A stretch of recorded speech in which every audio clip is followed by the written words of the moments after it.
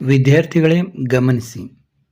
ನೋಡಿ, ನಿಮ್ಮ exam to hall ticket ಈಗ ಲಭ್ಯವಿದೆ.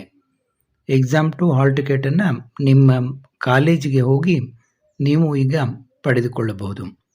ನಿಮ್ಮ ಕಾಲೇಜಿನ ಆಫೀಸ್ನಲ್ಲಿ ಭೇಟಿಯಾಗಿ ನೀವು ಈಗ ನಿಮ್ಮ ಎಕ್ಸಾಮ್ ಟೂಗೆ ಯಾರೆಲ್ಲ ಅಪ್ಲೈ ಮಾಡಿದ್ದೀರಾ ನಿಮ್ಮ ಹಾಲ್ ಟಿಕೆಟನ್ನು ಪಡೆದುಕೋಬೋದು.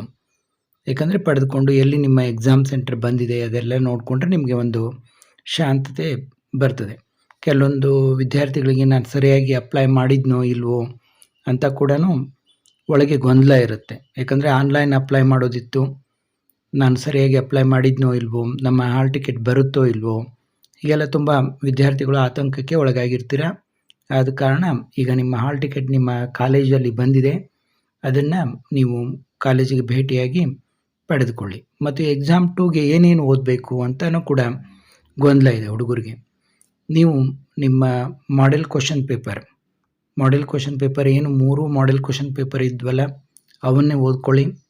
ಮತ್ತು ಪ್ರಿಪ್ರೇಟರಿ ಎಕ್ಸಾಮ್ 1 ಮತ್ತು 2 ಅವುಗಳನ್ನು ಓದ್ಕೊಳ್ಳಿ. ಮತ್ತು ಲಾಸ್ಟ್ ಈ ಎಕ್ಸಾಮ್ 1 ಆಗಿತ್ತಲ್ಲ, ಎಕ್ಸಾಮ್ 1ದ ಒಂದು ಕೀ ಆನ್ಸರ್ಗಳು ಕೂಡ ನಿಮಗೆ ಲಭ್ಯವಿವೆ. ಆ ಎಕ್ಸಾಮ್ 1ದ ಒಂದು ಪ್ರಶ್ನೆಗಳ ಉತ್ತರಗಳು, ಅಂದರೆ ಪ್ರಶ್ನೆಗಳು ಮತ್ತು ಉತ್ತರಗಳನ್ನು ನೋಡಿಕೊಂಡು ಅವನ್ನು ಚೆನ್ನಾಗಿ ಓದ್ಕೊಳ್ಳಿ. ಯಾರೆಲ್ಲ ಪಾಸ್ ಆಗಬೇಕಂತಿದ್ದೀರಾ, ಕನಿಷ್ಠ ಪಾಸ್ ಆಗಬೇಕನ್ನೋರು ಈ model question paper 3 model question paper, preparatory 1 ಮತ್ತು 2 ಮತ್ತು ಎಕ್ಸಾಮ್ 1 ಇಷ್ಟಾದರೂ ನೀಟಾಗಿ ಓದ್ಕೊಳ್ಳಿ. ಮತ್ತು ಯಾರು ಇಂಪ್ರೂವ್ಮೆಂಟ್ ಆಗಬೇಕಂತಿದ್ದೀರಾ, ಹೆಚ್ಚಿಗೆ ಅಂಕಗಳನ್ನು ತೆಗಿಬೇಕಂತೀರಾ, ಅವರು ನಿಮ್ಮ ಈ ಕ್ವಶನ್ ಬ್ಯಾಂಕ್, ನಿಮ್ಮ ಒಂದು ಕ್ವಶನ್ ಬ್ಯಾಂಕ್ ಪ್ರತಿಯೊಂದು ಸಬ್ಜೆಕ್ಟ್ಗೂ ಕೂಡ ಕ್ವಶನ್ ಬ್ಯಾಂಕನ್ನು ಬಿಟ್ಟಿದ್ದಾರೆ, ನಿಮಗೆಲ್ಲ ಗೊತ್ತಿದೆ. ಅದು ಸೆಕೆಂಡ್ PUC ಕಾರ್ನರ್, ಅಲ್ಲಿ ನೀವು ಗೂಗಲ್ನಲ್ಲಿ ಸರ್ಚ್ ಮಾಡಿದರೆ ನಿಮ್ಮ second PUC corner, student corner ಅಂತ ಸಿಗುತ್ತೆ KCBA ವೆಬ್ಸೈಟ್ನಲ್ಲಿ. ಅಲ್ಲಿ ನೀವು ಸರ್ಚ್ ಮಾಡಿದರೆ ನಿಮ್ಮ ಸಬ್ಜೆಕ್ಟ್ದ ಕ್ವಶನ್ ಬ್ಯಾಂಕ್, ಪ್ರಶ್ನೆ ಕೋಟಿ ಅಂತ ಇದೆ.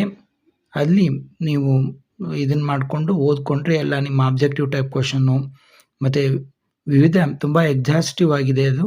ಅದರ ಎಲ್ಲ ಒಂದು ಪ್ರಶ್ನೆ ಕೋಟಿಯ, ಅಂದರೆ ಈ ಕ್ವಶನ್ ಬ್ಯಾಂಕ್ದ ಎಲ್ಲ ಪ್ರಶ್ನೆಗಳಿಗೆ ನೀವು ಉತ್ತರಗಳನ್ನು ನೋಡಿಕೊಂಡ್ರೆ ಅದನ್ನು ಪ್ರಿಪೇರ್ ಮಾಡಲಿಕ್ಕೆ ನಿಮಗೆ ಸಾಧ್ಯ ಆದರೆ ನೀವು ಸಾಕಷ್ಟು ಹೆಚ್ಚಿನ ಅಂಕಗಳನ್ನು ಗಳಿಸ್ಬೋದು.